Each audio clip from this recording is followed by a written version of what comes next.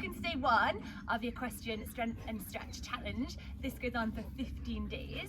I'm Gemma, nice to meet you, and I'm going to work through these exercises with you, give you some little tips as you go. Hopefully the dogs will stop playing in the background when we get started, but I'll introduce you to them as well. So I'm Gemma, this is Ottie, and that's Lily. Okay, right, so let's get cracking. We're going to start with a little bit of work on our spine. So if you go on your hands and knees, you want your knees below your hips and you want your wrists below your shoulders. Now we want to make sure that our weight is evenly distributed throughout the whole of your hand, okay? So we don't want all the weight down for your wrists, so your weight wants to go through all of your fingertips. So just take a minute to get your position correct. Your knees want to be below your hips. They want to be nice and strong and tight through our core. Okay, shoulder blades are down and away from our ears. And this is what's going to be our tabletop pose. We'll use this pose quite a lot throughout our exercises, so just familiarise yourself with it. And we're just going to take a little minute now to work through and warm up our spine in the morning. We're going to do a little bit of cat and cow. So on the inhale, you're going to drop the belly, lift the gaze, your tailbone goes up, and on the exhale, you round and contract. So just waking up that spine, just slowly through these movements, pushing into any space. It feels a little bit stiff when you start this practice. That's it. And just waking up your spine.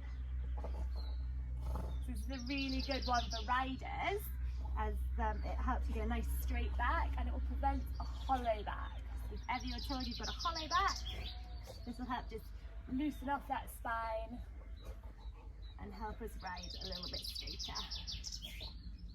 Okay, so we're going to go back to neutral tabletop, so our back's going to be nice and flat, core's going to be engaged, belly button sucked back towards your spine, shoulder blades down and away from your ears, and then from here you're going to lift up your right leg off the ground, open up your knee, okay, so you want your knee roughly in line with your hip, and then we're going to do some circles.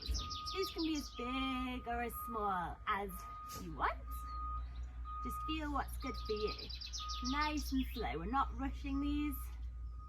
Imagine the bone in the hip joint, work it all the way around.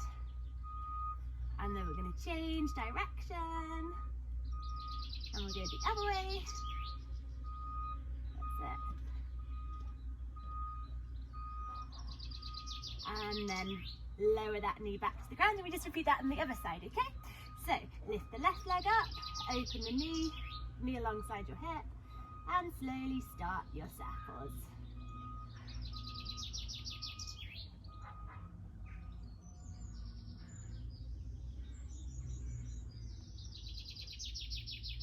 And then we go and switch and we go the opposite direction.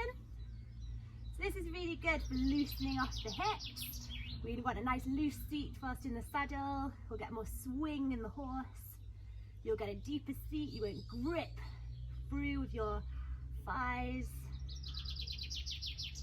And then we relax our knee back down to the ground. Okay, so from here we're going to walk our hands forward. And then we'll tuck our toes underneath, lift up, press our hips up and back, and we're just going to go into downward facing dog. So again, watch your weight not through the wrists. You want to equal throughout the whole of the hand, and just paddle your feet like I am. So push down through one heel and then the other, bending the opposite knee. So as we do this exercise, you want to think about bringing your chest towards your thighs, keeping that back nice and flat. That's it. And then now, with your left leg, you're going to bend, you're going to keep it straight, and you're going to push that heel down towards the mat, okay? Feel that stretch down the back of your leg, down your hamstring, down your calf. Keep your back nice and flat, chest towards your thigh. And this is really good for getting a long leg, low heel in the saddle. And then we go ahead to switch sides, push down for your right heel. Okay, so if you want that long leg, if you struggle with your heels down or if you grip for your leg, this is really good for lengthening those hamstrings and your calf muscles, all the way down your back actually. It's really good, this exercise. And then we lift back up. Okay, so from here you're going to lift up your right leg, bend your right knee if you can, if not just keep your leg lifted, open up your hip, and then you're going to look up through past your hands, step forward, place your foot between your two fingers. place your foot between your two hands. Okay, lower down with that back knee so it touches the floor.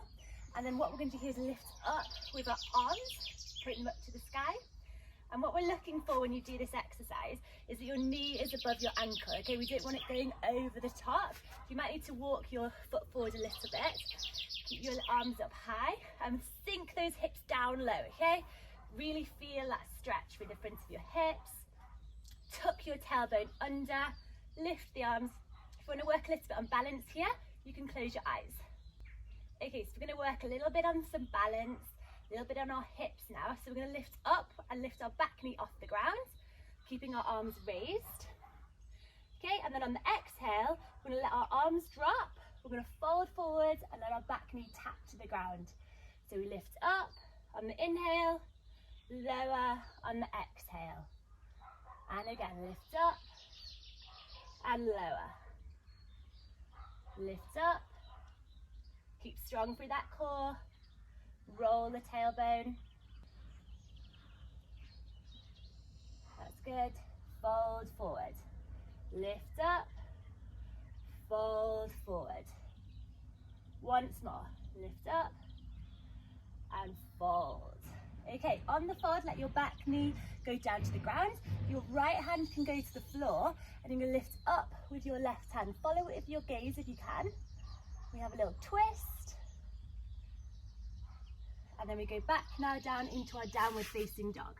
Okay, so our right foot steps back, and then we lift up with our hips. Okay, we're going to do the same thing now on the other side. So we're going to lift our left leg up to the sky if we can, open up our hip, bend at our knee, look past the hand, step through into our low lunge. The back knee drops to the ground. That's it, and then we rise up with our hands, our knees above our ankle. That's it. If we want to, we can challenge our balance, so we can close our eyes. Again, just think, tuck that tailbone under, strong and tight for your core muscles. Suck that belly button back towards your spine. And then we're going to go ahead and do the same exercise we did on the other side, okay? So we're going to inhale, we're going to go up to our high lunge. And the exhale, we're going to fold it down. Inhale, rise up. Exhale, fold it down. Inhale, rise up. Exhale, fold forward. Inhale, up. Good, keep working through these. If you need to have a break, that's okay. Keep smiling. This really works our hip flexors. I'll get a long, calm lower leg, okay? Nice and straight through the pelvis as well, nice straight seat. Okay, right, now we're going to just do a little twist like we did on the other side. So we plant our right hand to the ground and we twist and we look up, follow our left hand to the sky. And then lower it back down. Okay, so from here we're going to go onto our back, okay? So roll over and slowly, with control, lower down. Okay, so we want to try and make sure our back is nice and flat and pushed into the ground. We don't want an arch underneath. So do a little check, tuck your tailbone underneath. Hands can go at your side. And then we're going to lift one leg up to the air. And then we're going to lift the other. Now, just see how high you get them. Don't worry if your legs are here, or if they only come a little bit off, or if maybe you need to bend your knees a little bit. Remember, we're just at day one, so don't worry if you can't go fully extended at the top. Okay, so our aim is to keep our back always flat to the ground. So always check in on that. I'm going to lower our legs down. See how far you can go before your back starts to lift. Now, wherever you get to, that's where you're going to stay. And then you're going to slowly kick your legs. Okay, now for this exercise, if you want to, you keep going, okay? But for this exercise, if you want to, you can put your hands underneath your bum at the back, and that will protect your lower back. Okay, so see where you want to be. Slowly kick. Tense the core. Shoulders down and away from your ears. Keep going, just a couple more. Slowly do it. That's it. And then relax it back down. And then we're going to bring our knees in towards our chest. Point one knee towards one shoulder. So right knee towards right shoulder, left knee towards left shoulder. Just move around your hips within the hip joint. That's it. Again, this is really good for opening up those hips. When you're in the saddle, a better trot, a better canter. And then we relax our feet back onto the ground, and that's it for the first day's exercises. So if you want to do the little tests that we're going to redo on the last day, they're really simple, really easy. I'm just going to look at two things. We're going to look at squat depth and our forward fold. So we'll start with standing up tall. If you want to join me, you want to keep really tall that feet upper body, and we're just looking to bend forward and see how far we can touch, how far off the ground we are. Okay, so you just want to hinge forward at your hips, try not to push your hips backwards. You can do this against a wall if you want to, and then you're going to reach forward with your hands and you're going to place them onto the ground. Okay, so just, you can either have a picture of you doing this if you want to, or if you can just remember, that's also great. Okay, so we just see how far down to the ground we can get. And the next little test is you can widen your feet as much as you want here, but try and remember how wide you've got them for when we repeat this, okay? So we're just going to do a little squat. So we're going to have our heels in and our toes out.